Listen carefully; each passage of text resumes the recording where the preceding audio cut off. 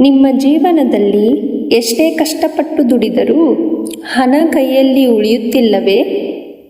ಆದಾಯ ಬರುತ್ತದೆ, ಆದರೆ ಎಲ್ಲಿಗೆ ಹೋಗುತ್ತದೆ ಎಂದು ಗೊತ್ತಾಗುವುದಿಲ್ಲವೇ?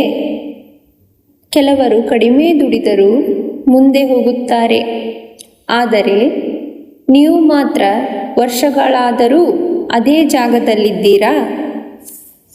ಹಾಗಾದರೆ ಇಂದು ಈ ವಿಡಿಯೋವನ್ನು ಯಾವುದೇ ಕಾರಣಕ್ಕೂ ಮಧ್ಯದಲ್ಲಿ ಬಿಡಬೇಡಿ, ಏಕೆಂದರೆ ಶ್ರೀಕೃಷ್ಣ ಭಗವದ್ಗೀತೆಯಲ್ಲಿ ಹೇಳಿರುವ ಕೆಲವು ಜೀವನ ಸತ್ಯಗಳು ಇಂದಿಗೂ ಲಕ್ಷಾಂತರ ಜನರ ಬದುಕಿಗೆ ಅನ್ವಯಿಸುತ್ತವೆ.